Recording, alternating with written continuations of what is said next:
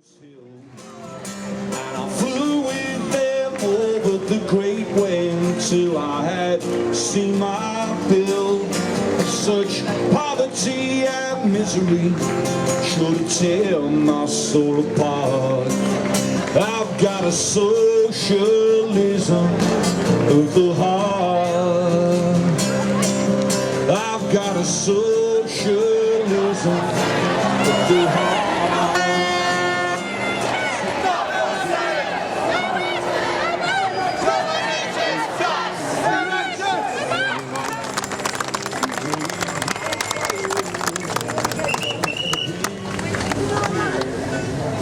Situation where 4 emergency departments in northwest London are due to close. These emergency departments are in the most deprived areas of London. Let's all of us turn our backs on all policies of privatisation and marketisation.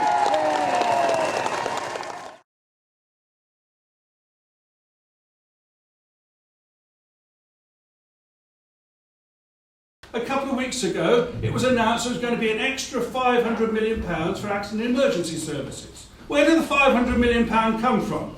Well, I'll tell you, over the past 2 years, they've clawed back to the Treasury £3 billion of the savings they've made out of this 20 billion. £3 billion have gone back to the Treasury, and they're giving us a tiny fraction of that back again in the A&E subsidy. That's their strategy. That's what the £500 million is for, nothing else. Okay, don't be conned. This is not new money, this is not extra money, this is not even money that is actually being found from other budgets. This is money that's already been taken out of frontline services, and a small share of it is being put back in again. This is how cynical the whole process actually is. NHS, not for sale! NHS, not for sale!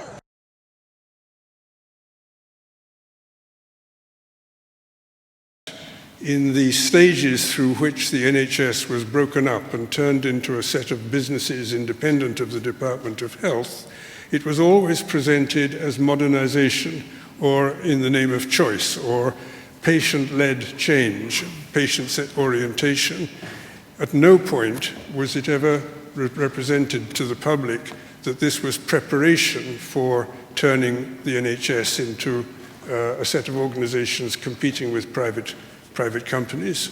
Of course, markets can deliver wonderful healthcare for the rich and lousy healthcare or none for the poor. But to deliver good healthcare for all, which is what Bevan wanted, they won't do it. They can't do it. What proportion of the people in both houses have vested interests in the companies that are going to profit?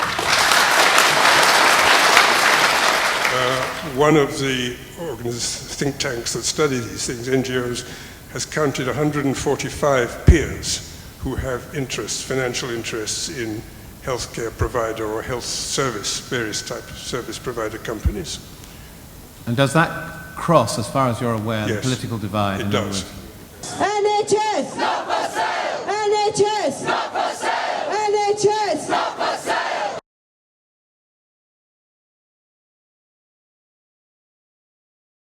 More than 700 PFI contracts have been signed in the UK with an estimated capital value of almost 50 billion in England alone, and annual repayments estimated at 8 billion for 30 to 60 years. Now, what is the consequence of that? How has PFI featured in large NHS projects? Well, one of the big problems with PFI is that the contracts are commercial, and often they're commercial in confidence, and neither the government nor the commercial contractors have an interest in revealing these contracts to the public. So they remain secret, and even Parliament and the select committees have had extreme difficulty trying to get an understanding of how much exactly the banks that we're paying. So we don't know quite how much interest we're paying and what the returns are to the investors and all the other beneficiaries. So they're commercial in confidence, and they've not been opened for public scrutiny. And following on from that, within your report you refer to the fraudulent manipulation. What do you mean about that? Well, one of the ironies is that some of the banks that we bailed out in 2010, like the Royal Bank of Scotland, where we poured in billions of pounds, we poured in hundreds of billions of pounds to these banks. So these are banks which in theory we own, are actually rebuilding their balance sheets on the back of PFI because they're still continuing to charge the public sector hundreds of millions of pounds in excess interest charges. The only people we can trust with the NHS is each other. Gordon Brown went on record at a private health industry meeting as assuring the investors that PFI was fantastic for them because it had great returns guaranteed by the government and no risk at all. The thing is that the banks are actually behind all of this, and banks don't have a lot of ideology, they just have profit motive. And when you look at the contracts, all the risk stays in the public sector and all the benefit goes to the private sector. So a lot of people, presumably in some way connected to the people that came up with all of this, have made a lot of money. NHS, not for sale!